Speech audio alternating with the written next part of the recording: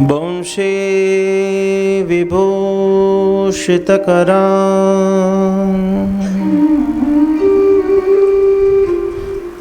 नवनीतदाभा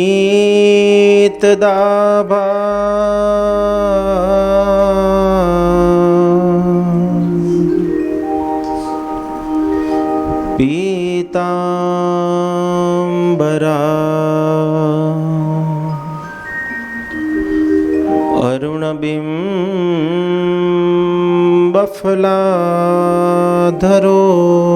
अरुणबिम्बफलाधरोष्ठा पूर्णेन्दुसुन्दरमुखा अरविन्दनेत्रा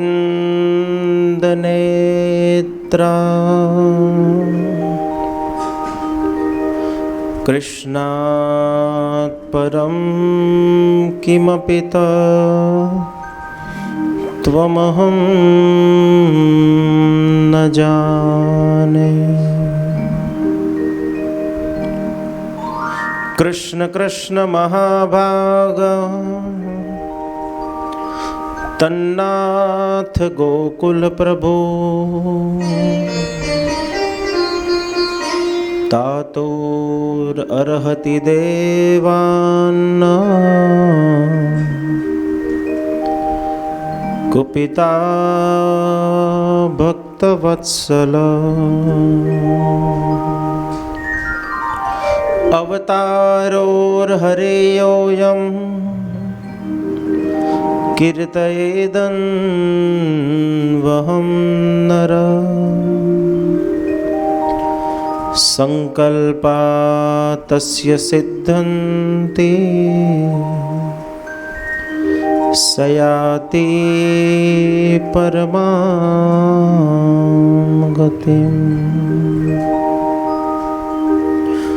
कृष्ण गोविंद गोविंद गोपाला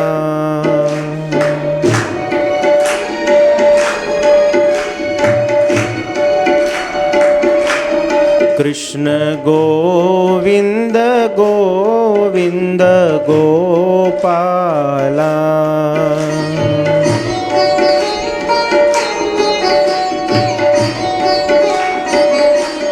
कृष्ण गोविंद गोविंद गोपाला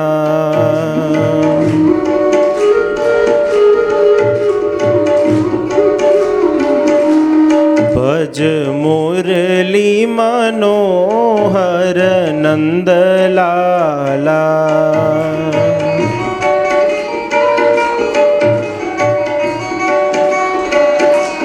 भज मुरली मनोहर नंदलाला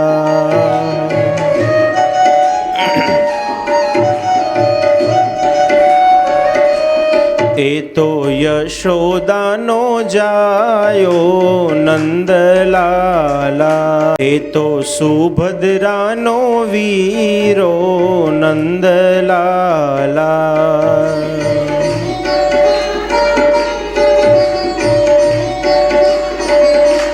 कृष्ण गोविंद गोविंद गोपाला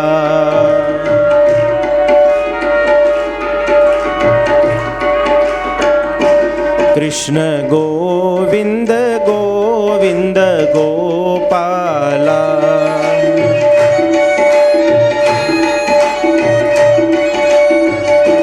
कृष्ण गोविंद गोविंद गोपाला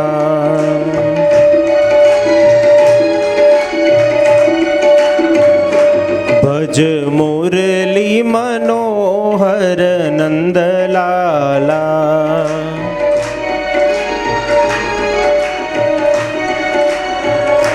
भज मुरली मनोहर नंदलाला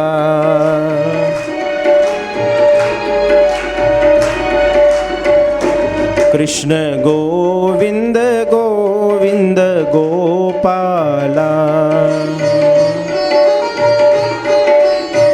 महारानी जी की, श्री गोवर्धन नाथ की, गिरिराज धरण की, गौ माता की जय। કૃષ્ણાશ્રય આશ્રમના પ્રાંગણમાં શ્રી યમુનાજીના સાનિધ્યમાં અને 33 કોટી દેવતાઓ જેના એક એક અંગમાં વાસ કરી રહ્યા છે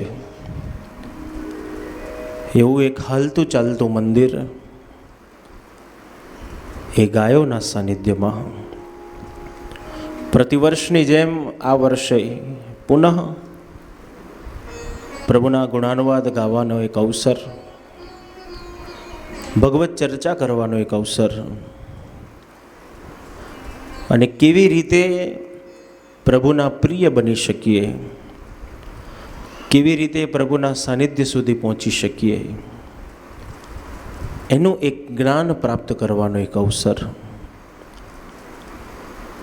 કૃષ્ણાશ્રય આશ્રમ દ્વારા 9મી સત્સંગ આધ્યાત્મ શિબિર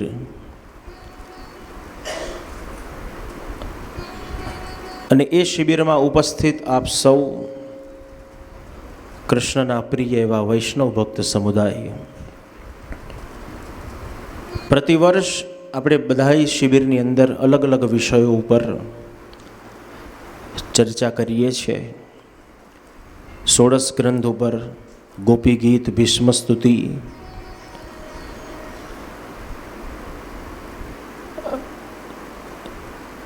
ગીતાજી ઉપર પણ ગયા વર્ષે આપણે ચર્ચા કરી. આ વર્ષે નવા વિષયો આપણને મળ્યા.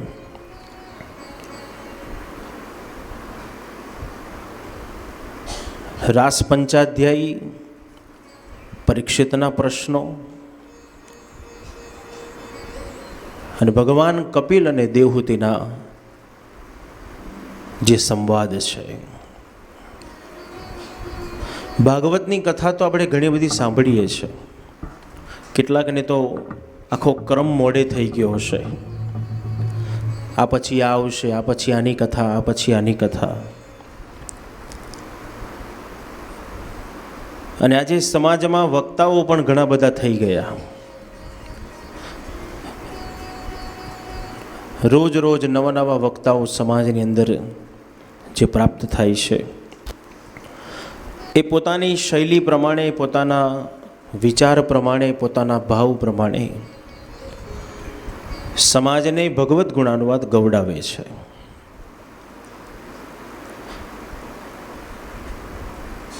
શ્રી મહાપ્રભુજીએ 4 શાસ્ત્રોને જે પ્રાધાન્ય બતાવ્યું, વેદા શ્રી કૃષ્ણ વાક્યાની, વ્યાસ સૂત્ર ચેવહી, સમાધિ ભાસ વ્યાસસ્ય, પ્રમાણમ તચ્ચતુષ્ટયમ.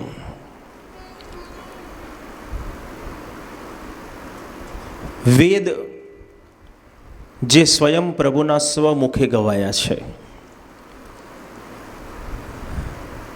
વ્યાસ સૂત્ર, બ્રહ્મસૂત્ર જે છે એ પણ પ્રભુના સ્વમુખે ગવાયું. શ્રી કૃષ્ણ વાક્યાની, શ્રીમદ ભગવદ્ ગીતા જે સ્વયં પ્રભુએ ગાયેલી છે.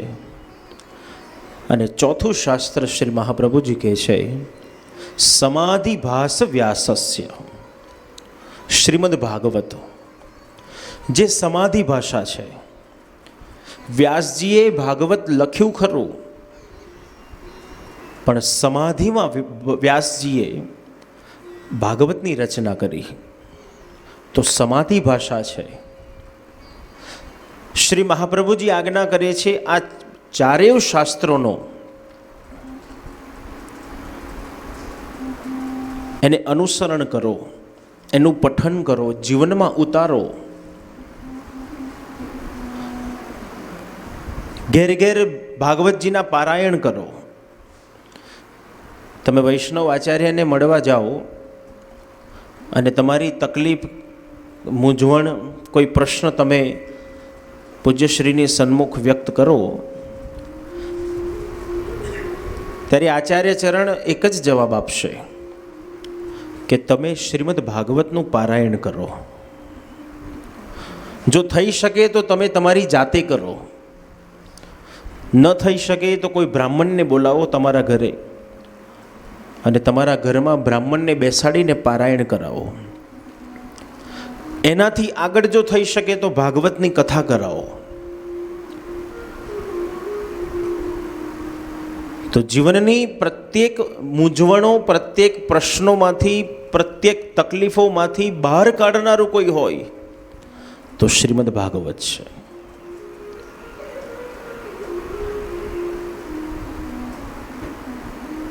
ભાગવતની પાસે એવો કોઈ જવાબ નથી, એવો કોઈ પ્રશ્ન નથી કે જેનો જવાબ શ્રીમદ ભાગવત ન આપતું હોય. કેટલીક કથાઓ શ્રીમદ ભાગવતની અંદર એવી છે કે જ્યાં પિતા પુત્રને ઉપદેશ આપતો હોય. આજ સવારે જ આપણે ચર્ચા કરી પ્રથમ સ્કંદની મહાત્મયની કથા જ.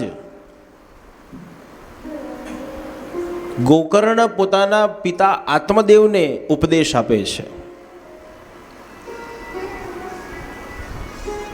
ઘણા અનુભવો છે, ઘણા પ્રસંગો કથાની અંદર એવા આવેલા છે કે એને સાંભળતાની સાથે તમને એમ થાય કે મારા જીવનમાં પણ આવા જ અનુભવ થાય છે, આવા જ પ્રસંગો મારા જીવનમાં આવે છે.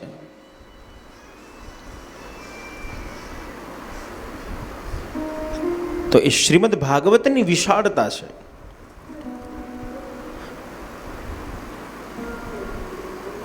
ઘણા બધા પ્રસંગો જેમાં પતિ પત્નીના માટે કાર્ય કરે છે. ક્યાંક એવો પ્રસંગ છે કે પોતાની પત્ની પોતાના પતિના કલ્યાણ માટે કાર્ય કરતી હશે. ષષ્ઠમ સ્કંદની કથા અજામલ ચરિત્ર આપણે બધાએ સાંભળ્યું છે. તો અજામલની પત્નીએ શું કર્યું? પોતાના પતિને સારા માર્ગમાં લાવવા માટે અજામલની પત્નીએ ઋષિઓને ભોજન કરાવ્યું. તો પ્રથમ સ્કંદની કથા આત્મદેવે પોતાની પત્નીના માટે કર્યું.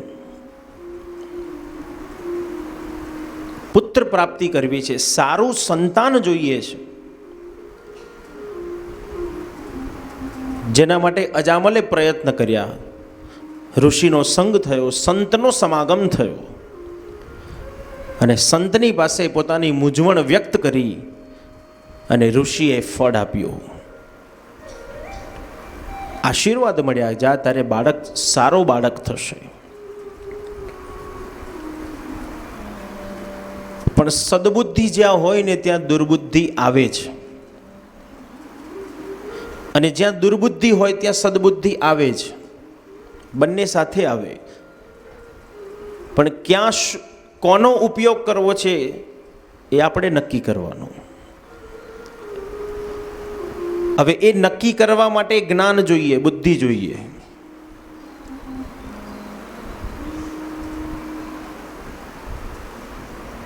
ક્યાં કેવી રીતે કોની પાસે શું બોલાય, કેવી રીતે બેસાય, આ બધું ક્યાં જોવા મળે, ક્યાં શીખવા મળે?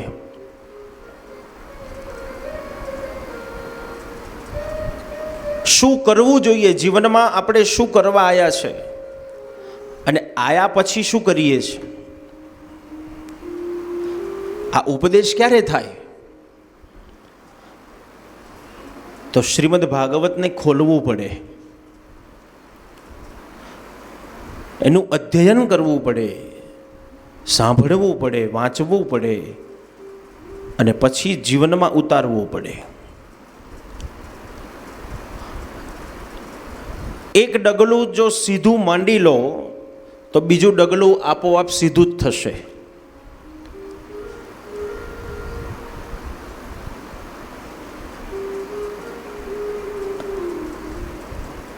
આ આપણા નોર્મલ પ્રશ્નો છે. આપણા શું કરવું, કેવી રીતે કરવું, ક્યાં કેવી રીતે જવું, કેવી રીતે બેસવું, કોને કેવી રીતે બોલાવવા, આ આપણા રૂટીન પ્રશ્નો છે. એ જ રીતે આધ્યાત્મની દ્રષ્ટિએ દેવહૂતિએ પણ પોતાના પુત્ર ભગવાન કપિલને પ્રશ્ન પૂછ્યા છે, પણ એ થોડાક ઊંડાણપૂર્વક છે, થોડા ડીપમાં વધારે જવાશે. આપણા પ્રશ્ન ક્યાં સુધી છે? તો કેટલાકને પોતાના પૂરતા સીમિત હશે, કેટલાકને પોતાના પરિવાર પૂરતા સીમિત હશે, કેટલાકને સમાજ પૂરતા સીમિત હશે, કેટલાકને પોતાના ગામ પૂરતા સીમિત હશે. પણ જીવન કેવી રીતે જીવાય અને મૃત્યુના સમયે પરમાત્માની ચરણારવિંદ સુધી કેવી રીતે પહોંચાય,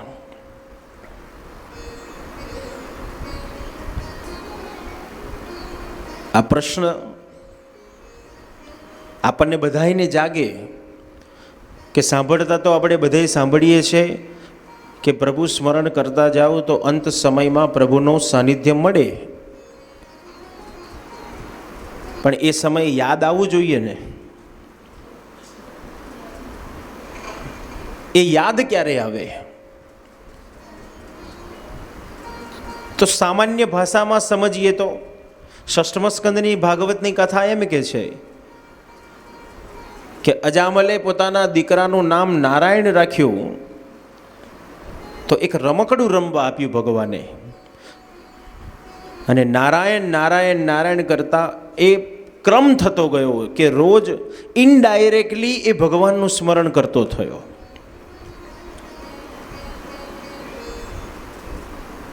તો જ્ઞાનીઓએ એમ સમજાયું કે અત્યારથી પ્રભુનું સ્મરણ કરવાની શરૂઆત કરો તો અંત સમયમાં ભગવાન તમને યાદ કરાવશે.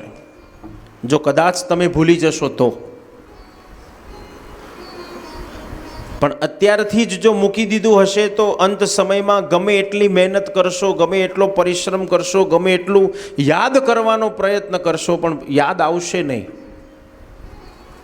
કારણ એ સમયે મન આપણું ક્યાં ફસાયું હશે? તો પ્રોપર્ટીમાં. આ મકાનનું મારા ગયા પછી શું થશે, આ મિલકતનું મારા ગયા પછી શું થશે, આ સોના ચાંદીનું મારા ગયા પછી શું થશે, કોણ સાચવશે?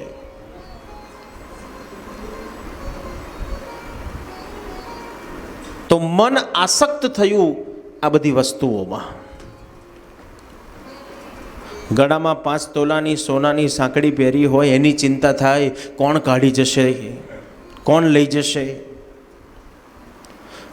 પછી મન એમાં ને એમાં ફસાય એટલે ભગવાનને એક બાજુ મૂકી દીધા ને સાંકળી પકડી રાખી.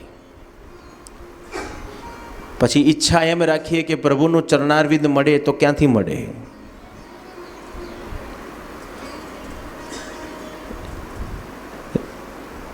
દેહૂતીની પણ આ જ બધી મૂંઝવણો છે કે હવે શું કરવું.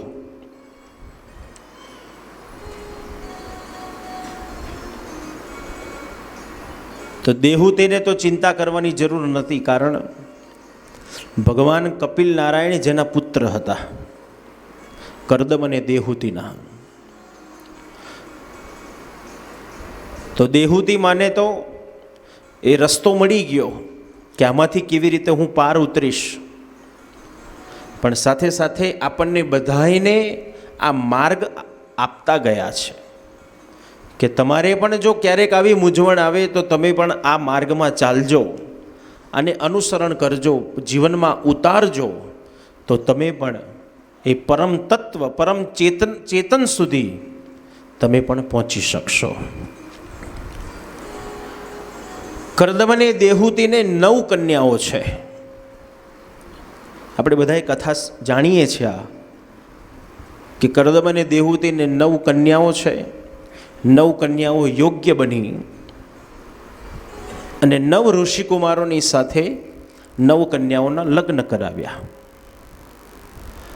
પણ દેહૂતીને જિજ્ઞાસા છે, ઈચ્છા છે, મારે એક પુત્ર જોઈએ છે. પરિણામ જાણે છે કે પોતાના પતિનો વિયોગ થઈ જશે, પણ છતાંય દેહૂતીમાં સક્ષમ બન્યા અને કરદમ ઋષિને જઈને કીધું મારે એક પુત્ર જોઈએ છે. કરદમ ઋષિએ દેહૂતીમાની ઈચ્છા પરિપૂર્ણ કરી, તપોબળ દ્વારા યૌવનત્વ પ્રાપ્ત કર્યું અને દેહૂતીમાની ઈચ્છા પરિપૂર્ણ કરી.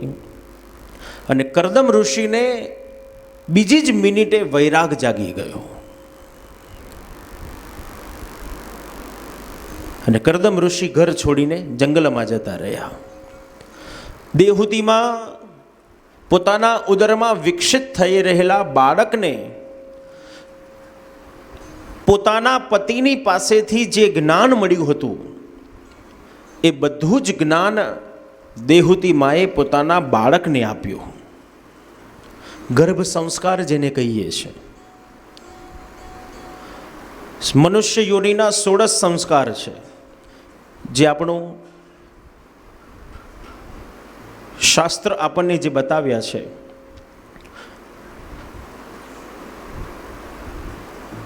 બીજ સંસ્કારથી જેનો પ્રારંભ થાય, પણ આપણને બધાને 16 સંસ્કાર આજકાલ યાદ રહ્યા નથી. હવે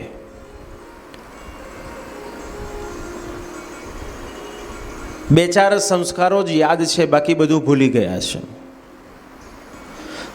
દેહૂતી માએ ભગવાન કપિલને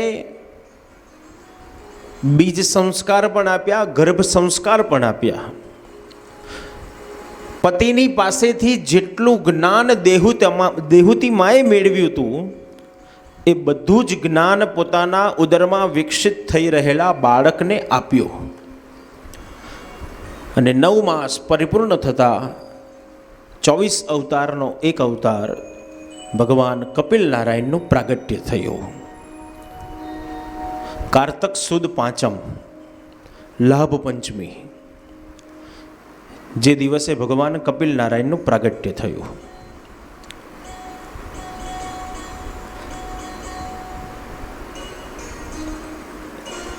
દેહૂતી માએ સંસારના અનુભવ કરતા કરતા અંતમાં દેહૂતીને જ્ઞાન થયું કે હવે આ સંસારમાં આવ્યા પછી આ સંસાર સાગરને પાર કરવાનો તો કોણ કરાવી શકે? આપણને બધાને ઈચ્છા તો છે ને, વૈતરણી હું પાર કરીને જતો રહું, સ્વર્ગમાં પહોંચી જાઉં, વૈકુંઠમાં પ્રભુના ચરણારવિંદ સુધી. પણ ત્યાં સુધી કોણ લઈ જાય? તો શાસ્ત્ર બતાવે છે એક ગાય જે વૈતરણી પાર કરાવનારી છે અને બીજો પુત્ર જે વૈતરણી પાર કરાવનાર છે. ગરુડ પુરાણની કથા સાંભળી હશે કે ગરુડ પુરાણ વાંચ્યું હશે તો ખ્યાલ આવશે. ગરુડ પુરાણમાં પણ આનો ઉલ્લેખ છે કે દીકરો પોતાના વડીલને વૈતરણી પાર કરાવે તો દીકરો પણ સક્ષમ છે પોતાના પિતાને, પોતાની માને આ સંસાર સાગરમાંથી પાર ઉતારી શકે. તો દેહૂતી માને પણ જિજ્ઞાસા થઈ કે અત્યાર સુધી ઘણા બધા સમાજના, પરિવારના, ધર્મના કાર્ય કર્યા, પણ છતાંય હજુ કંઈક મારા મનની અંદર મૂંઝવણ છે. તો હું કોની પાસે જઈને એ મૂંઝવણમાંથી બહાર નીકળવાનો પ્રયત્ન કરું? અને દેહૂતી માને યાદ આવ્યું કે મારો દીકરો જ મને આ મૂંઝવણમાંથી બહાર કાઢી શકશે. સ્વયં જેની અહલ્યા, અનસુયા જેવી જેની પુત્રીઓ છે, જેની દીકરીઓ છે, એ જ દેહૂતીને આ મૂંઝવણ થઈ. જે 9 કન્યાઓ દેહૂતીની થઈ અને જિજ્ઞાસા લઈ પોતાના પુત્ર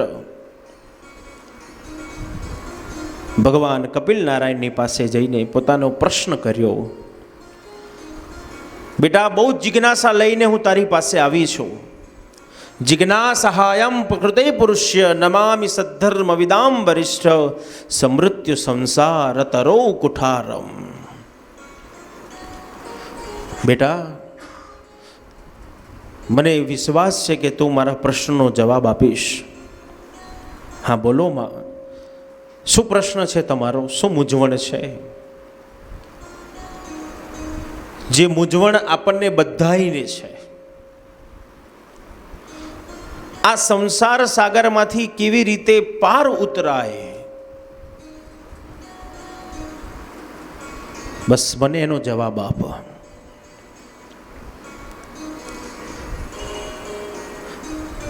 જે પ્રશ્નની ચર્ચા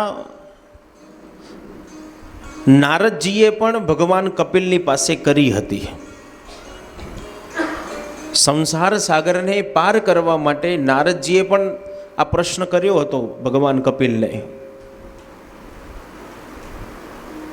એ સમયે જે જવાબ ભગવાન કપિલે નારદજીને આપ્યો હતો, એ જ જવાબ ભગવાન કપિલે પોતાની માને ઉપદેશ આપ્યો.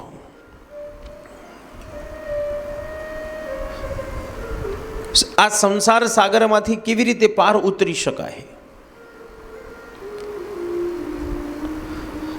તો સૌથી પહેલું ભગવાન કપિલ કહે છે, એક કાર્ય કરવાની જરૂર છે, અને તે આસક્તિને છોડો,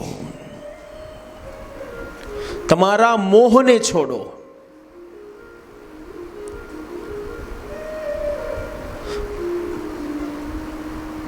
તમારું મન પ્રભુના ચરણારવિંદ સુધી નથી પહોંચી શકતું, તમારું મન સેવામાં નથી લાગતું, તમારું મન સત્સંગમાં નથી લાગતું.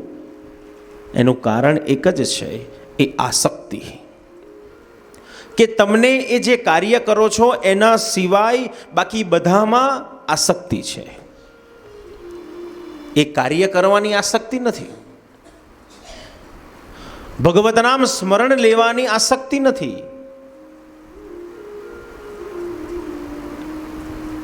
માટે એ મન એમાં લાગતું નથી. તમારા મનને જે પ્રસન્નતા મળવી જોઈએ, જે આનંદ થવો જોઈએ, એ નથી થતો, કારણ મન બહાર ભટકે છે.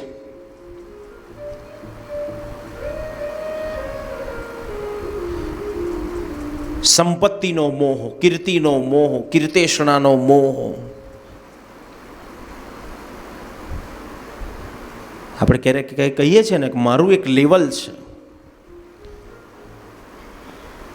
આ મોહ છે કે હજુ આનાથી હું આગળ વધો, પ્રગતિ કરો.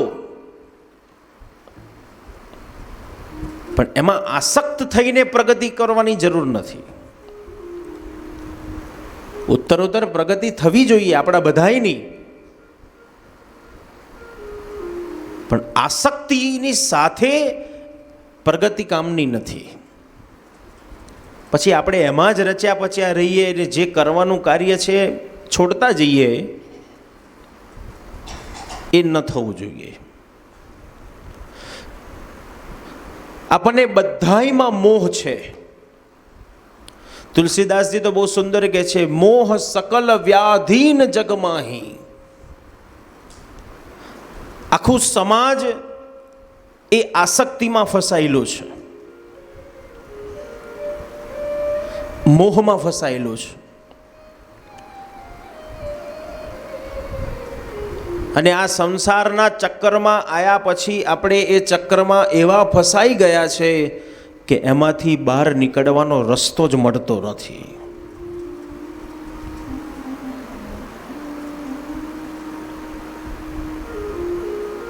એ આસક્તિની, એ મોહના ચક્કરમાંથી બહાર નીકળવું હોય તો સરળ જવાબ છે, શ્રી મહાપ્રભુજી જે સમજાવે છે.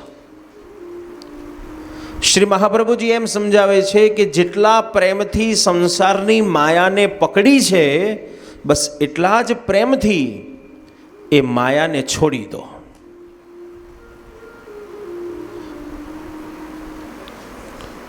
આ સરળ જવાબ, સીધો જવાબ. જેટલા પ્રેમથી પકડ્યું બસ એટલા પ્રેમથી છોડી દો તો વૈતરણી પાર.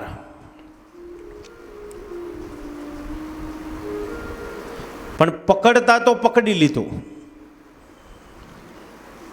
તકલીફ ક્યાં ઊભી થઈ? પકડતા તો પકડી લીધું પણ છોડવાનું થયું ત્યારે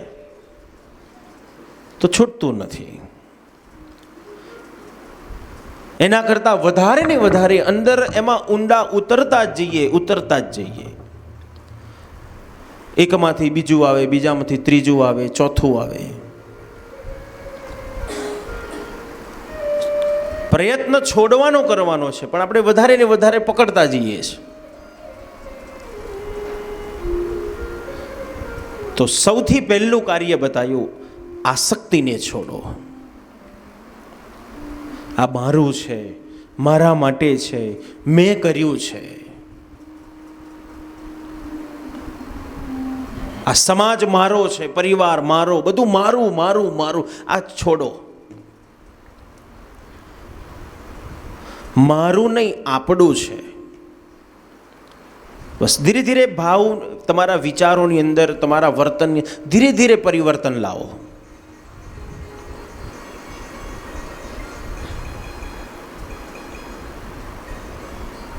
આપણે કેવલ ચોકીદાર બનીને આવ્યા છે, માલિક નથી. તકલીફ ઊભી થઈ, આપણે માલિક બનીને બેઠા ત્યાં તકલીફ થઈ. છે ચોકીદાર, સંપત્તિના ગણો કે મકાનના ગણો કે મિલકતના ગણો, કેવલ ચોકીદાર. આપણે ખાલી સાચવીને બેસી રહેવાનું. કોઈ સારા કાર્ય થતા હોય ત્યાં એનો ઉપયોગ કરવાનો, સેવાના કાર્યની અંદર ઉપયોગ કરવાનો, રાષ્ટ્રના કાર્યની અંદર ઉપયોગ કરવાનો, સમાજના કાર્યની અંદર ઉપયોગ કરો. પણ આપણે માલિક બનીને બેઠા, પરિણામ એની અંદર આસક્તિ ઊભી થઈ. મારું છે, મારું છે, મારો છે.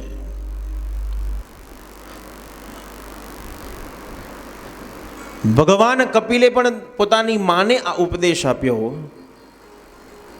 કે સંસાર સાગર, આ વૈતરણીને પાર કરવા માટે સૌથી પહેલા આસક્તિને છોડો.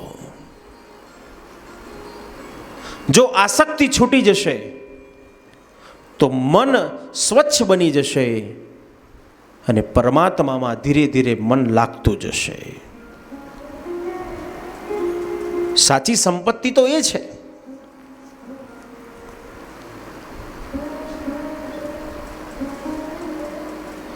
પ્રભુનું સ્મરણ, સત્સંગ, સેવા એ સાચી મૂડી છે, આપણી સાચી મિલકત છે. નવધા ભક્તિનો એક પ્રકાર છે સ્મરણ ભક્તિ. શ્રવણ ભક્તિ છે, કીર્તન ભક્તિ છે, સ્મરણ ભક્તિ છે.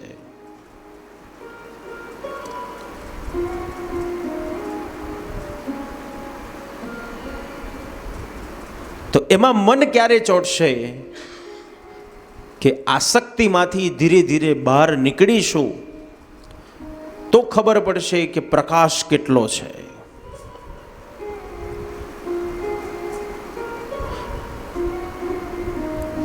આસક્તિમાં ફસાયા પછી આપણા વિચાર, આપણું મન, આપણું વર્તન આ બધું ધીરે ધીરે સંકુચિત થવા લાગે છે. પછી આપણે એમ ઈચ્છા રાખીએ કે મને વૈકુંઠ મળે, મને પ્રભુનું ચરણારવિંદ મળે. એ અશક્ય છે.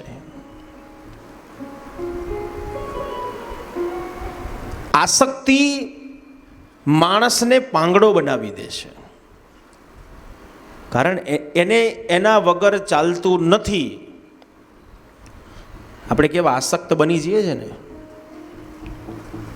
કે જોઈએ એટલે જોઈએ જ, એના વગર ગમે એટલા રૂપિયા ખર્ચી નાખો પણ લાવો.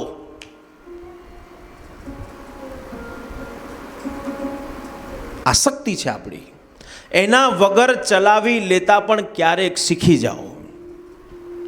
જો મળતું હોય તો લઈ લો, વાંધો નહીં, પણ ન મળે તો એના વગર ચલાવી લો. આ શીખવાની જરૂર છે.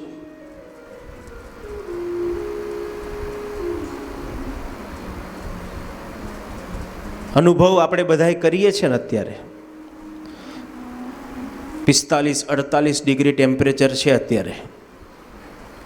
જેમ જેમ દિવસ અમારા મેળાઓનું વાતાવરણ એવું છે,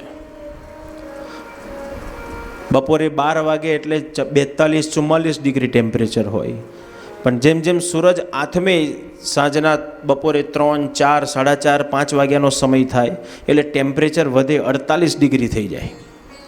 પછી 6 વાગે એટલે ફરી પાછું ડાઉન થતું જાય. હવે આવા વાતાવરણની અંદર જો આ એસી હોલમાં આપણે બેઠા છે, પણ જો એસી બંધ થઈ જાય તો પરસેવે રેપઝેપ થઈ જાય, આપણને ના ચાલે. નહીં, એસી તો જોઈએ. કારણ આપણે એને આધીન થઈ ગયા, એના વગર ચાલતું નથી. આ જ આસક્તિ છે. બહુ દૂર જોવાની જરૂર નથી, આપણી પાસે જ છે. આપણા જ જીવનમાંથી કંઈક ના કંઈક એક્ઝામ્પલ આપણને મળી જશે.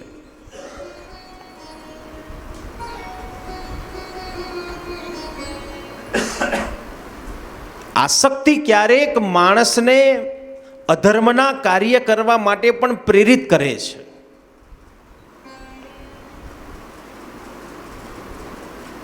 જે ખરેખર આપણા આચરણમાં ન હોવું જોઈએ એ કાર્ય કરવા માટે પણ ક્યારેક આસક્તિ, એને મેળવવાની લાલસા, એ ક્યારેક માણસને અધર્મી બનાવી દે છે. અને પછી આપણે આસક્ત છીએ માટે આંખો બંધ કરીને કાર્ય કરી દઈએ છીએ. પરિણામ આપણે જ દુઃખી થઈએ છીએ. તકલીફ આપણને જ થાય છે. જાણીએ છીએ છતાંય અજાણ બનીએ છીએ. સામે ખાડો તમને દેખાય છે ને તમને એમ ખબર છે કે ખાડામાં પડીશ તો મને વાગશે, હાથ પગ તૂટશે, પણ છતાંય ખાડામાં પડવા જઈએ છીએ. પછી હાથ પગ તૂટે એટલે આપણે કેવું રડીએ છીએ, બહુ દુખે છે, બહુ વાગ્યું, બહુ વાગ્યું. તો કોક બુદ્ધિજીવ આવીને, કોઈ જ્ઞાની આવીને એમ કે પણ ખરા, ઉપદેશ આપે કે તું જાણતો તો ખાડો છે છતાંય પડ્યો. આ આસક્તિ આ કાર્ય કરાવે છે. પ્રમાણ છે આપણી જોડે. મહાભારતના ચરિત્રને વાંચો. ગુરુ દ્રોણ, જે ભગવાન પરશુરામના શિષ્ય છે, જેમણે પાંડવો અને કૌરવોને શસ્ત્રોને શાસ્ત્રોનું જ્ઞાન આપ્યું છે, ઉપદેશ આપ્યો છે, એ જ ગુરુ દ્રોણ જ્યારે કૌરવો ને પાંડવોનું યુદ્ધ થયું અને એ સમયે ગુરુ દ્રોણે જોયું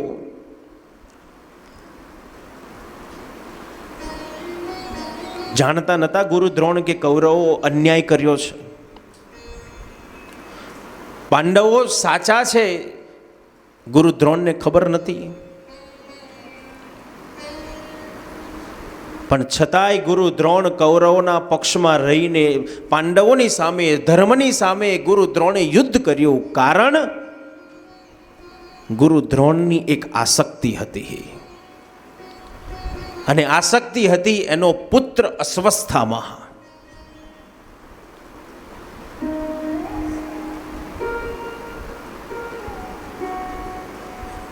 કથા એમ કે છે કે જ્યારે અસ્વસ્થામાં નાનો હતો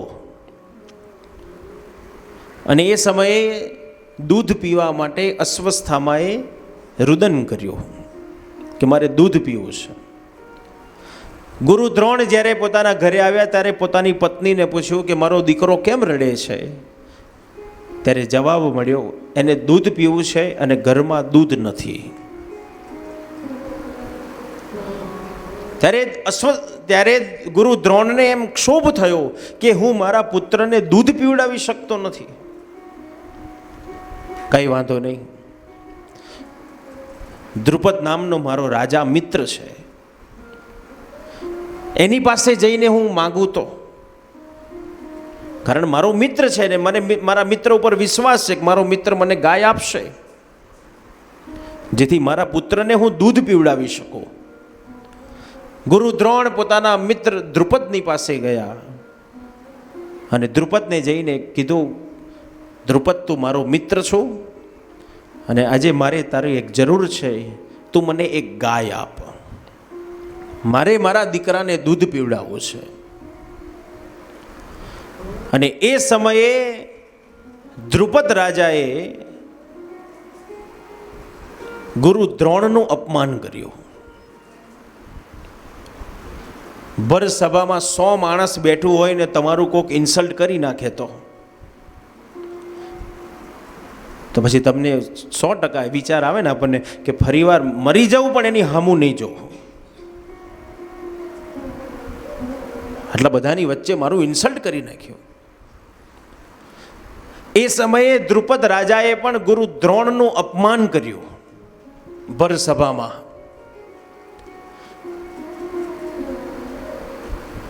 કોનો મિત્ર? કોણ મિત્ર? હું એક રાજા છું, હું કોઈનો મિત્ર નથી. જો તારે માગવું હોય તો એક બ્રાહ્મણ બનીને માગ, તો આખું ગામ આપી દઉં, પણ મિત્ર બનીને માગવું તો કશુંય ના આપું. આ અપમાનને સહન કરવાની તાકાત ગુરુ દ્રોણમાં આવી, કારણ આસક્તિ હતી કે મારે મારા દીકરાને દૂધ પીવડાવવું છે. અને ભીષ્મ પિતામહને ખબર પડે, સમાચાર મળ્યા, અને ભીષ્મ ગુરુ દ્રોણને પોતાના નગરમાં લઈને આવે કે તમે મારા દીકરાઓને શસ્ત્ર શાસ્ત્રોનું જ્ઞાન આપો અને એના બદલામાં હું તમારા દીકરાને સાચવીશ. ગુરુ દ્રોણે જોયું, મારો દીકરો સોનાના રથમાં ફરે, 56 ભોગ આરોગે, છત્ર પલંગમાં સૂઈ જાય, સારા સારા આભૂષણો પહેરે, સારા સારા વસ્ત્ર પહેરે. અને જ્યારે યુદ્ધનું આવાહન થયું, યુદ્ધની તિથિ નક્કી થઈ, અને ગુરુ દ્રોણ અસ્વસ્થામાં તો પહેલેથી જ દુર્યોધનના જ પક્ષમાં હતો, કારણ મારો મિત્ર છે, મિત્ર છે. અને દ્રોણને વિચાર આવ્યો કે જો હું કૌરવનો પક્ષ છોડી દઈશ અને પાંડવોના પક્ષમાં જઈને જો યુદ્ધ કરીશ તો કદાચ મારા દીકરાની સોનાની થાળી છીનવાઈ જશે, 56 ભોગ છીનવાઈ જશે, સોનાના રથ છીનવાઈ જશે.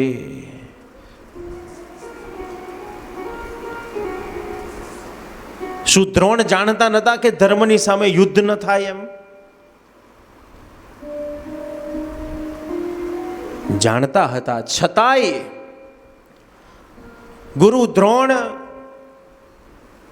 અધર્મના પક્ષમાં રહીને ધર્મની સામે યુદ્ધ કર્યું. પોતાના દીકરાની આસક્તિ, પોતાના પુત્ર માટેની આસક્તિ, મોહ, મારો દીકરો, મારો દીકરો, મારો દીકરો.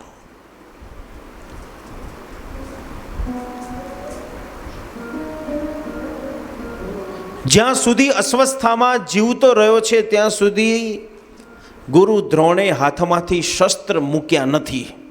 આપણે બધાએ મહાભારતની કથા જાણીએ છીએ. તો ભગવાન દ્વારિકાધીશે જાણતા હતા કે ગુરુ દ્રોણને હરાવવા બહુ સહેલાઈ નથી, અઘરા છે. કારણ એની પાછળ એની પાસે એવું જ્ઞાન છે, શસ્ત્રનું જ્ઞાન છે. અને જો અર્જુન દ્રોણની સાથે યુદ્ધ કરશે તો અર્જુનનો પરાજય નક્કી છે. તો ભગવાને વિચાર્યું કે દ્રોણના હાથમાંથી શસ્ત્ર હેઠા મુકાવવા હોય તો શું કરવાનું? અને ભગવાને નબળી નસ પકડી લીધી. એનો દીકરો અસ્વસ્થામાં, એ આસક્ત છે, અસ્વસ્થામાં એના પુત્રમાં આસક્ત છે, માટે અધર્મના પક્ષમાં ઊભા છે. પણ એનો પુત્ર જ નહીં રહેતો તો દ્રોણ શસ્ત્ર હેઠા મૂકી દેશે. અને ભગવાને ભીમને કીધું, ભીમ, અશ્વસ્થામા નામનો હાથી છે, તું હાથીને મારી નાખ અને ગર્જના કર, અશ્વસ્થામા હણાયો, અશ્વસ્થામા હણાયો. અને ભીમ અશ્વસ્થામા નામના હાથીને મારી નાખે, ગર્જના કરે, અશ્વસ્થામા હણાયો, હણાયો, હણાયો. અને દ્રોણના કાનમાં અવાજ ગયો. અને ગુરુ દ્રોણે જ્યાં સાંભળ્યું કે અશ્વસ્થામા મારો દીકરો મને છોડીને જતો રહ્યો,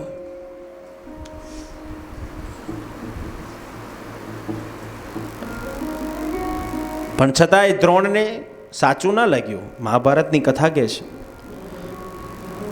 દ્રોણે સાચું ના માન્યું, કારણ કદાચ પાંડવો કપટ કરી જાય તો. ત્યાં ગુરુ દ્રોણને યાદ આવ્યું કે યુધિષ્ઠિરને પૂછો, ત્યારે ધર્મનું આચરણ કરનારો છે યુધિષ્ઠિર, એ ક્યારેય અસત્ય નહીં બોલે. ભગવાને સમજાયા હતા કે જો તમે એમ કહેશો કે તમારો દીકરો જીવતો છે તો શસ્ત્ર નહીં મૂકે, તમે જીતી શકશો નહીં. એટલે ભીમને પૂછ્યું, ભીમે પણ કીધું મેં જ માર્યો છે. અર્જુનને પૂછ્યું તો અર્જુને કીધું સાચી વાત છે. નકુળ અને સહદેવે કીધું ભગવાન મહારાજ સાચી વાત છે. છતાંય વિશ્વાસ ન જાગ્યો.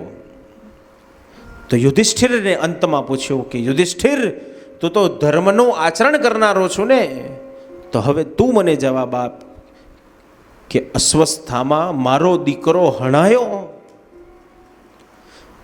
અને યુધિષ્ઠિરે નરોવા કુંજરોવા કરીને વાતને છોડી દીધી. અને જ્યારે દ્રોણને અનુભવ થયો કે મારો દીકરો મૃત્યુ પામ્યો, અને એ સમયે દ્રોણને દુઃખ થયું કે હવે શસ્ત્ર કોના માટે ઉપાડવાના. અત્યાર સુધી તો મારા દીકરાને 56 ભોગ મળે, મારા દીકરાને સોનાના પલંગ મળે, સોનાના રથ મળે, આભૂષણો મળે, માટે હું દુર્યોધનના પક્ષમાં હતો, અધર્મના પક્ષમાં રહી ધર્મની સામે યુદ્ધ કર્યું, પણ મારો દીકરો જ હવે નથી, તો હવે શસ્ત્ર હેઠા જ મૂકી દેવા જોઈએ. અને દ્રોણે શસ્ત્ર હેઠા મૂકી દીધા. અને ભગવાને અર્જુનને કીધું, અર્જુન હવે બાણ ચલાય. આસક્તિ કેટલી ખતરનાક છે. માણસને પાંગડો બનાવી દે. માણસ ગમે તે કરવા તૈયાર થઈ જાય પછી. અને તેથી છોડવાની જરૂર છે તો સૌથી પહેલા તમારા મોહને, તમારી આસક્તિને છોડવાની જરૂર છે. બીજું બધું તો છૂટતા છૂટી જશે, પણ આસક્તિ છોડવી બહુ અઘરી છે.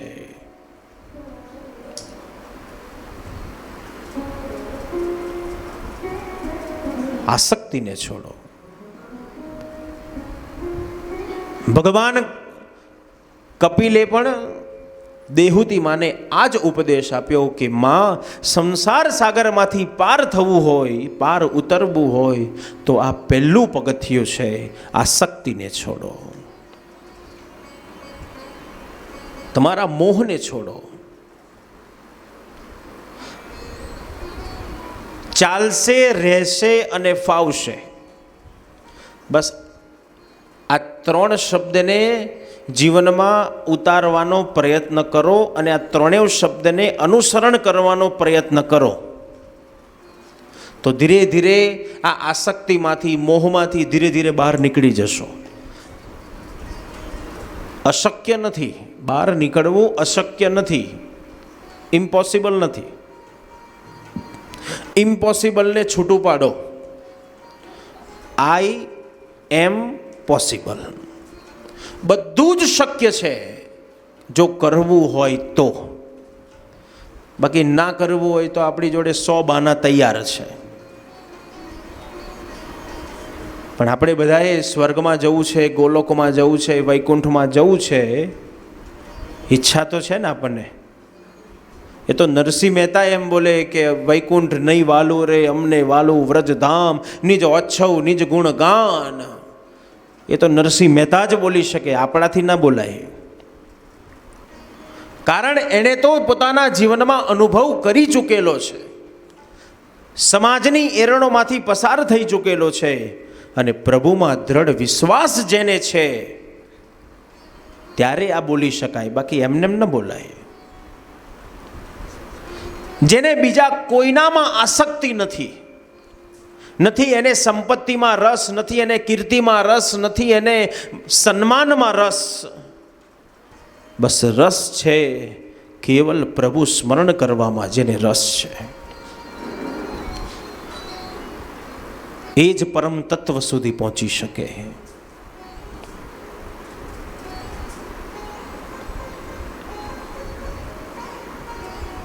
ભગવાન કપિલે જે પહેલું ચરણ બતાવ્યું, પહેલું પગથિયું બતાવ્યું કે તમારી આસક્તિને છોડો, મોહને છોડો.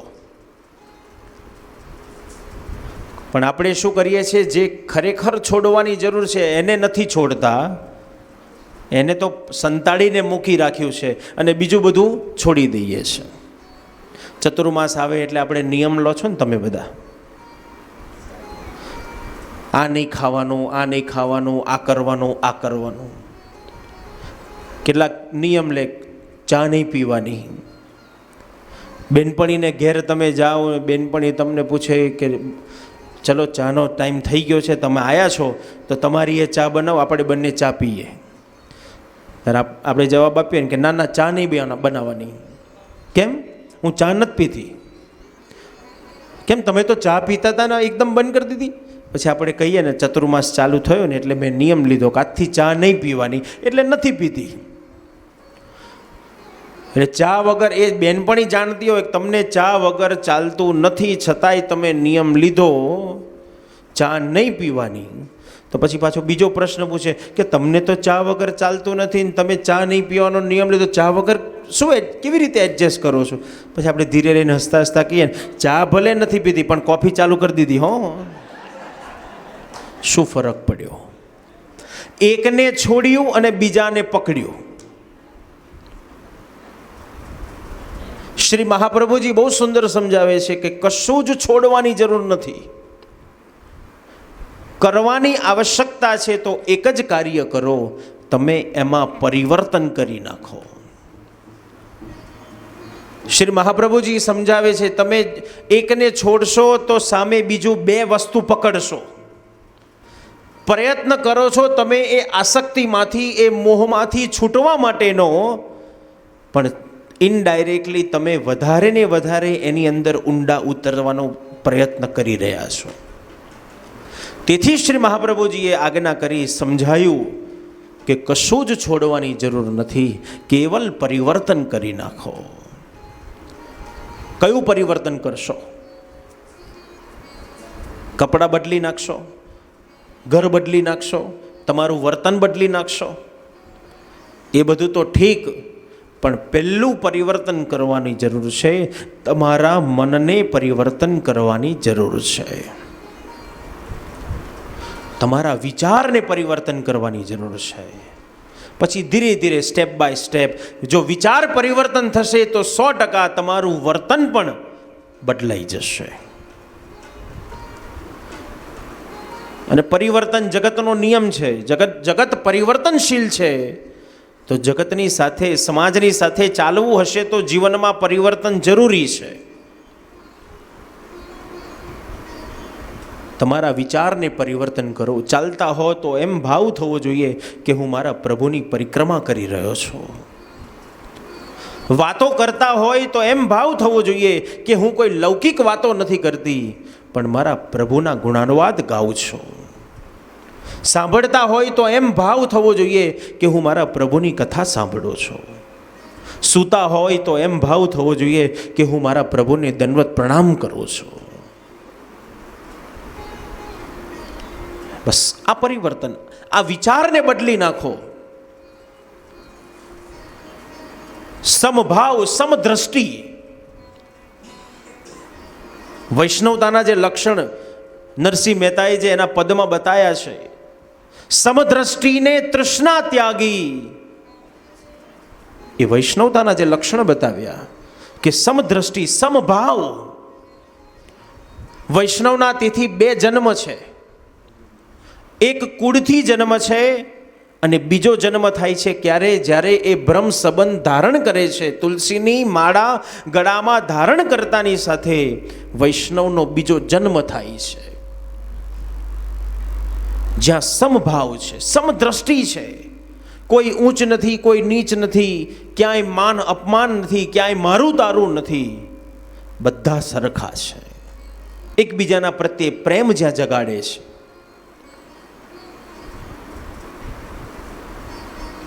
આ પરિવર્તન આવશ્યક છે. અને જો જીવનમાં આવું પરિવર્તન હશે તો 100% કોઈ જગ્યાએ કોઈ વસ્તુમાં ક્યારેય આસક્તિ નહીં આવે. બસ કરનારો હું નથી, ઈશ્વર છે. કરાવનારો એ પણ ઈશ્વર છે. તારું તુજને દઈએ એમાં મારું કાંઈ ન રહે. ગામડા ગામની કહેવત છે ને, તારું જ કંકુ અને તારું જ કપાળ. પણ હું સહભાગી થયો કેવી રીતે? કે મારી આંગળી લાલ થઈ એ સહભાગી થયો. આ સંસારમાં આયા છે આપણે પ્રભુના અધૂરા કાર્યને પૂરા કરવા માટે.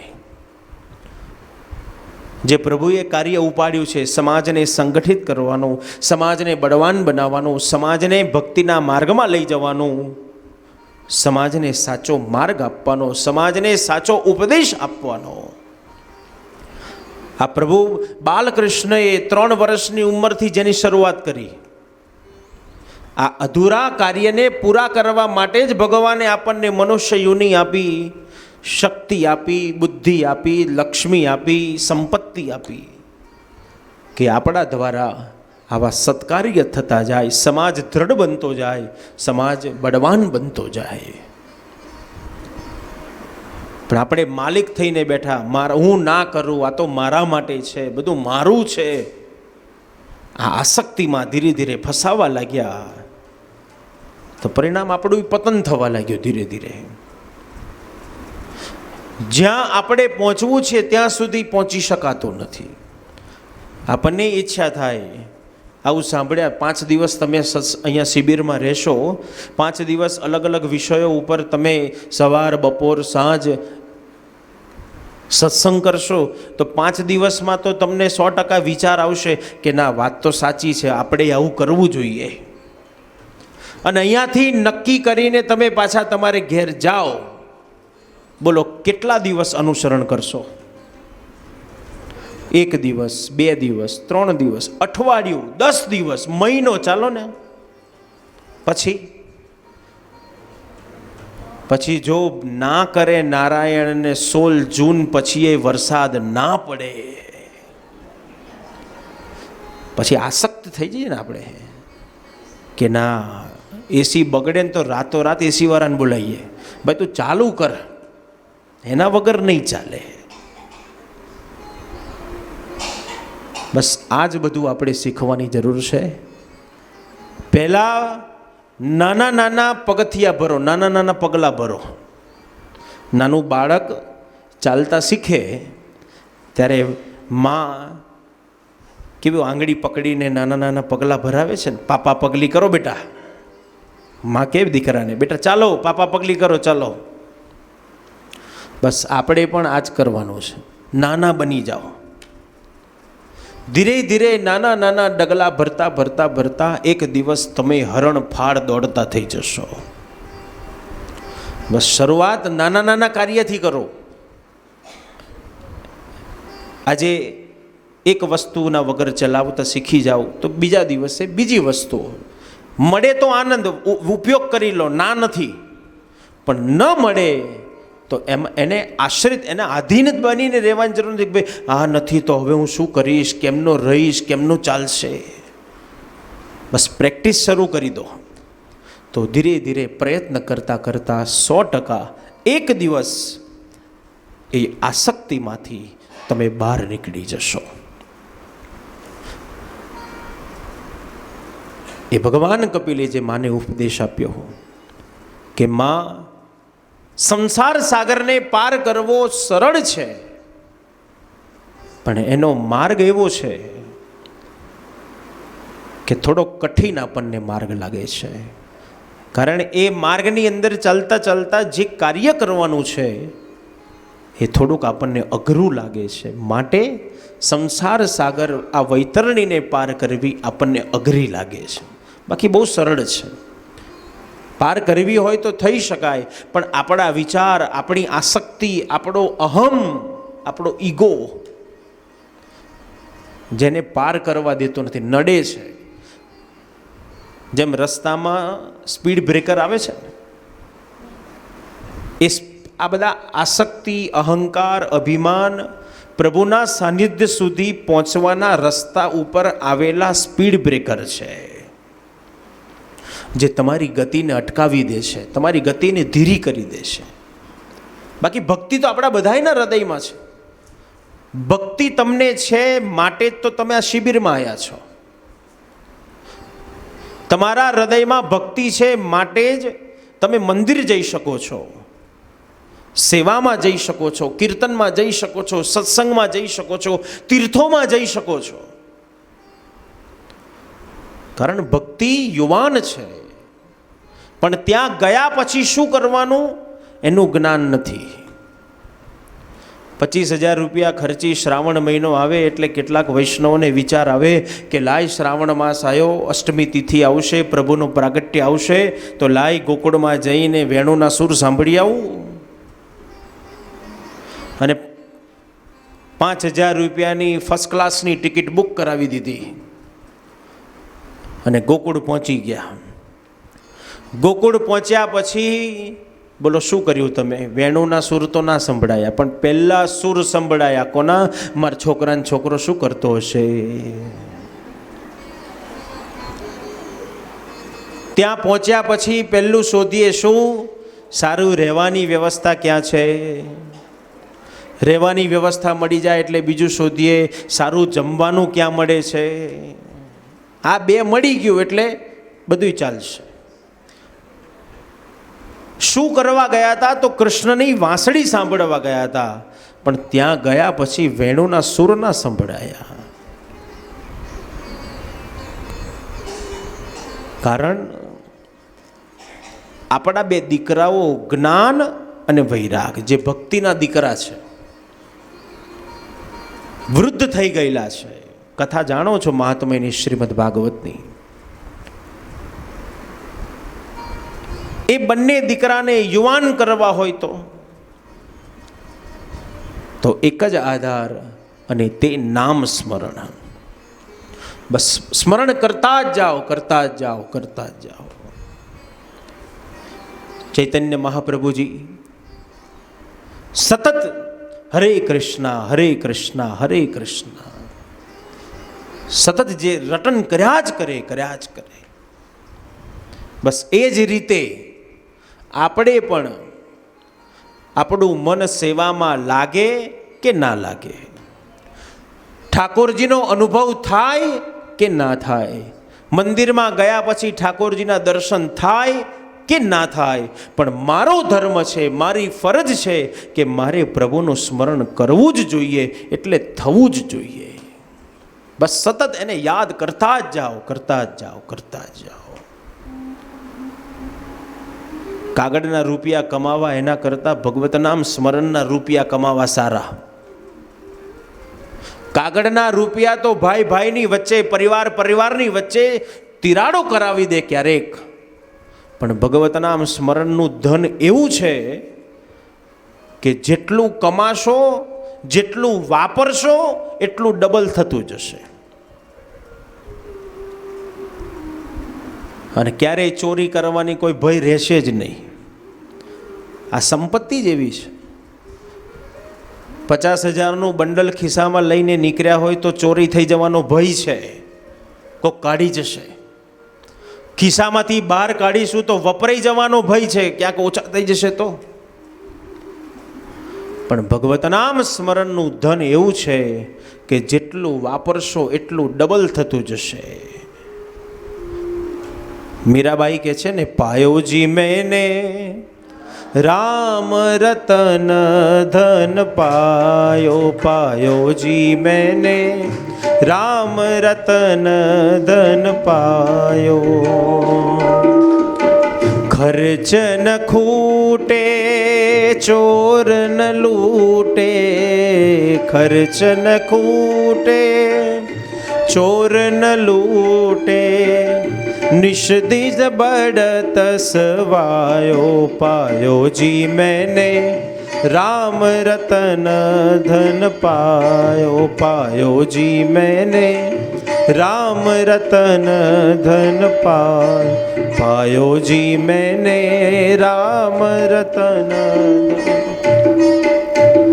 खर्च न खूटे चोर न लूटे, दिन दिन बढ़त सवायो। भगवत नाम स्मरण आ धन, आ संपत्ति, અને સોનું ગણો, હીરો ગણો, મોતી ગણો,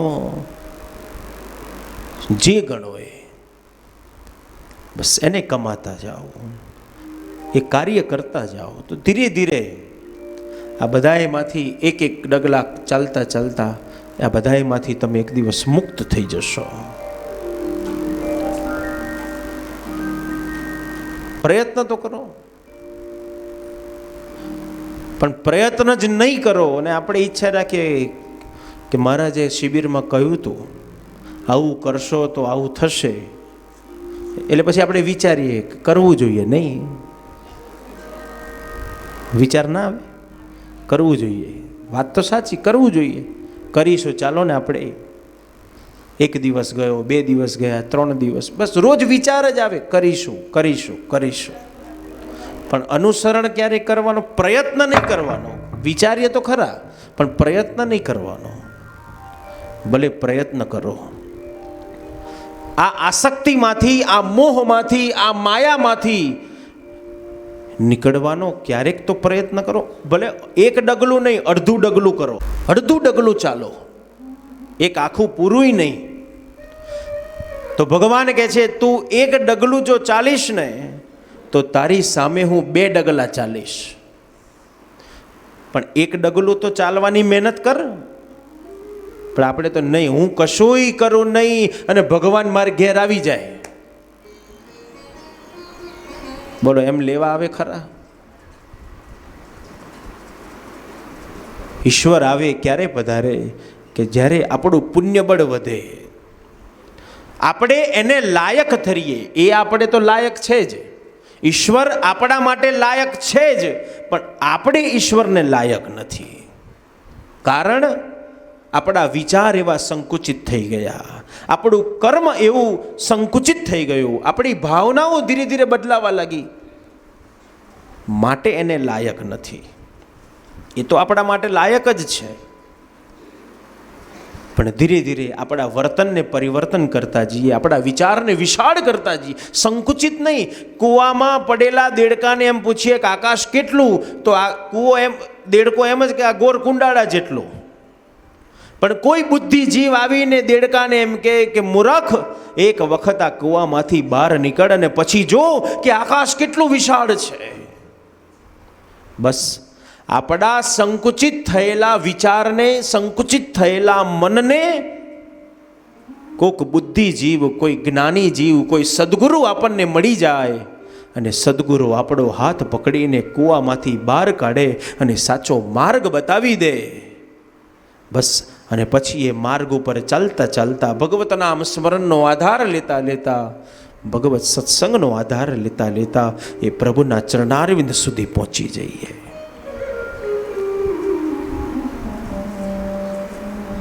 ભગવાન કપિલે આ જ કીધું, બસ તમારા વિચારને પરિવર્તન કરો, તમારા મનને બદલી નાખો.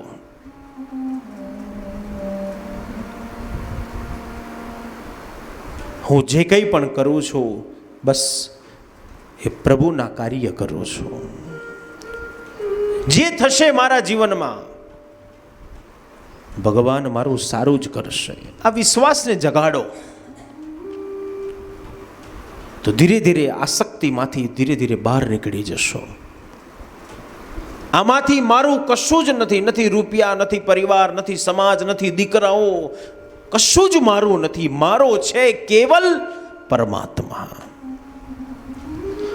ભગવાન બિના કોઈ અપના નહીં. આ વિચારને તમારા મનની અંદર ગાંઠ બાંધી દો. બસ ઈશ્વર સિવાય મારું બીજું કોઈ નથી. તો ખરા સમયે આવીને ઊભો રહેશે તમારી જોડે કોણ? તો ભગવાન ઊભો રહેશે. સમાજ ભલે એમ કહેતો હોય કે તારું આ કામ કરી દઈશ, તને આ જરૂર પડે ત્યારે ગમે ત્યારે મારે ઘેર આવજે, અડધી રાત્રે આવજે ને તારું કામ થઈ જશે, જા. અડધી રાત્રે નહીં, ધોરા દિવસે જઈએ ને તોય ટાઢા પાણીએ ખસ કાઢે. 10 મિનિટ મોડો પડ્યો.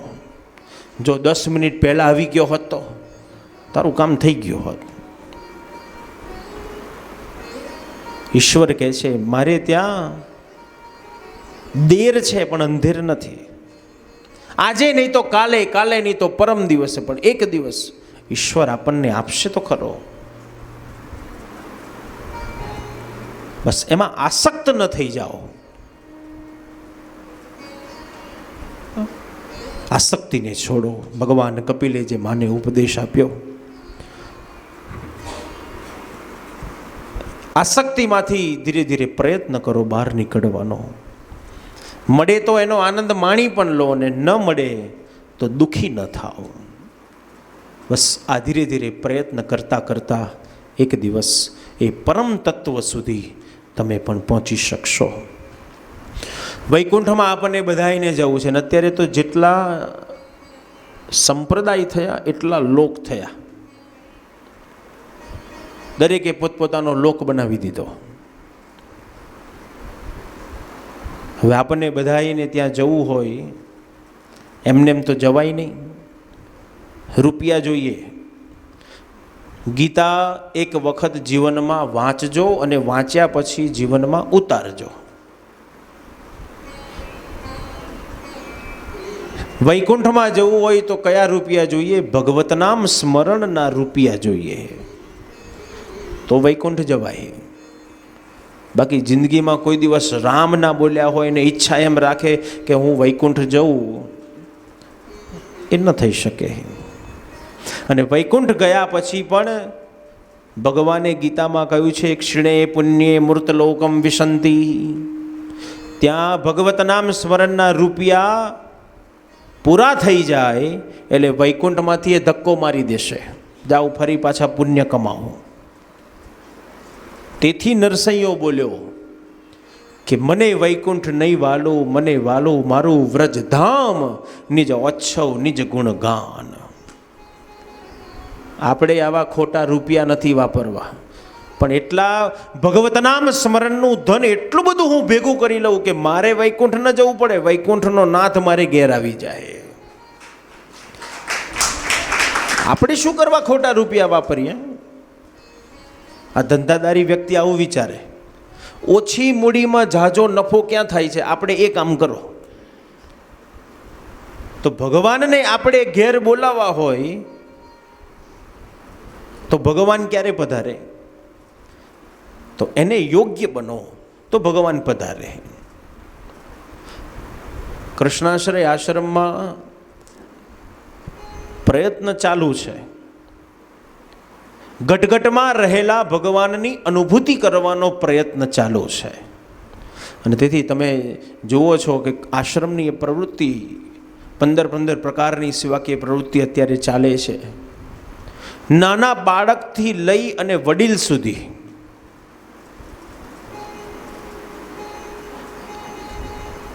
બધાની સેવા, કીડીથી લઈ અને ગાય સુધી પ્રત્યેક જીવ માત્રની સેવા. અને એ સેવા કરતાં કરતાં ક્યારેક અનુભવ એવો થાય છે કે ભગવાન બહુ દૂર નથી, નજીકમાં છે.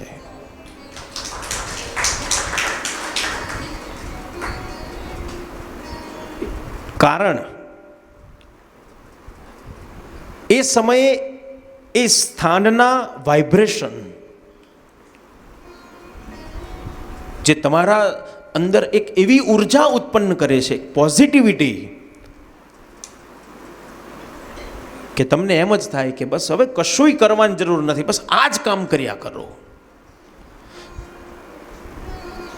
ક્યારેક ગૌશાળામાં આંટો મારતા આવીએ ને ગાયો આસપાસ ઊભી હોય અને ગાય ઉપર પ્રેમથી હાથ ફેરવીએ ને, એક અડધી મિનિટ જ જો ખાલી ગાય ઉપર પ્રેમથી હાથ ફેરવ્યો હોય અને પછી કંઈક બીજી જગ્યાએ કામ કરવા માટે જતા રહીએ તો એ ગાય પાછળ પાછળ આવે, તમારી જોડે આવીને ઊભી રહે. જો તમે એને ઇગ્નોર કરો ને, તમે જાણો જોયું કે ગાય જોડે આવીને ઊભી રહી, છતાંય તમે એને ઇગ્નોર જો કરી, તમે એને ઉપર હાથ ના ફેરવ્યો તો ગાય શું કરે? તમને મોઢું મારે, મને હાથ ફેરવો એમ. એની જીભ વડે પ્રેમથી વાત્સલ્ય, જેમ માં પોતાના દીકરાને સાચવે, માં પોતાના દીકરાને જેમ વાત્સલ્ય આપે, એ રીતે ગાય એટલા પ્રેમથી એની જીભ વડે તમને ચાટે. આ અનુભવ એ સમયે એમ થાય કે આપણે વૈકુંઠ નથી જવું, વૈકુંઠ અહીંયા જ છે, અહીંયા જ છે. સ્વર્ગ અને નરક બંને અહીંયા છે. શ્રીમદ ભાગવત તો કે છે સ્વર્ગ નરક ઇતિ વિખ્યાત. તો આપણે બધું ઊભું કર્યું કે વૈકુંઠમાં આવું હોય ને, વૈકુંઠમાં તલાવ હોય ને, બતકડા તરતા હોય ને, ઇન્દ્રની સભા હોય ને, અપ્સરાઓ નૃત્ય કરતી હોય, દેવતાઓ પોતપોતાના સ્થાનમાં બેઠા. આ તો આપણા મનના વિચારો કે વૈકુંઠ આવું હશે. વૈકુંઠ કેવું હશે એ તો કોઈએ જોયું નથી, નથી મેં જોયું કે નથી તમે જોયું. પણ વૈકુંઠ છે ક્યાં? કે જ્યાં આવી સેવાઓ થતી હોય, જ્યાં ભગવત સ્મરણ થતા હોય, જ્યાં ભગવત ગુણાનુવાદ ગવાતા હોય, અને એની વચ્ચે રહીને પોતાના મનને જે આનંદ અનુભવ થતો હોય, એના જેવું વૈકુંઠ સાહેબ બીજે ક્યાંય નથી. ત્યાં છે શું? એ વૈકુંઠમાં શું છે? આ જ છે. આનંદ છે. ચારે બાજુ કીર્તન થતા હોય ને, નાચગાન થતું હોય ને, તો એ આનંદ તો અહીંયા લઈએ છીએ આપણે. 5 દિવસમાં નહીં લો તમે આનંદ. શ્રી યમુનાજીના સાનિધ્યમાં બેસી 5 દિવસ અલગ અલગ યમુનાજીના મનોરથ કરશો, અલગ અલગ મનોરથના દર્શન થશે, નાચગાન થશે. આજે બગીચાનો મનોરથ છે, આવતીકાલે ફૂલફાગનો મનોરથ, રસિયા ગવાશે, નાચગાન થશે, ઠાકોરજીને હોળી ખેલાવીશું. બોલો, આવો આનંદ અમદાવાદમાં ઘરમાં બેઠા હોત તો મળે? ના મળે. એ ક્યારે મળ્યો આનંદ? આ અનુભવ તમને જ છે, જેનો અત્યારે આપણે ચર્ચા કરી રહ્યા છે. હા, ઘર છોડ્યું તો મળ્યો આનંદ, બાકી ઘર ના છોડ્યું હતો, એ સવાર પડ્યું, બપોર પડીને, સાંજ પડી, રોટલી બનાવીને, શાક બનાવીને, દાળ ભાત બનાવી, ખાઈ પીને હુઈ ગયા.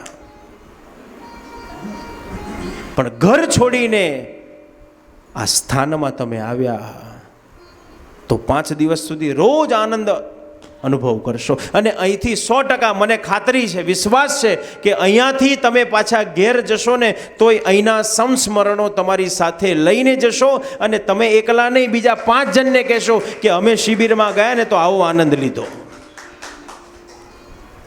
બસ આ જ વૈકુંઠ છે આપણા માટે. અને તેથી આસક્તિને છોડો, મોહને છોડ્યો તો આનંદ સુધી પહોંચ્યા, એ તત્વ સુધી પહોંચ્યા. ભલે પૂર્ણ આનંદ ના મળ્યો પણ આનંદ તો મળ્યો. અને તેથી છોડો, આસક્તિને છોડો, મોહને છોડો, મારું તારું કરવાનું બંધ કરો. આ આપણું છે એ ભાવ જગાડો. આ મારું ના તારું ના ફલાણાનું નહીં, કશું જ નહીં. આ આપણું જ છે. જ્યાં સુધી હું છું ત્યાં સુધી હું સાચવી લઉં, હું નહીં હોઉં ત્યારે તું કરજે. મારું મારું કરવાનું છોડો અને પ્રભુએ જે કહ્યું છે, જે કરવાની જરૂર છે, બસ એ કરો.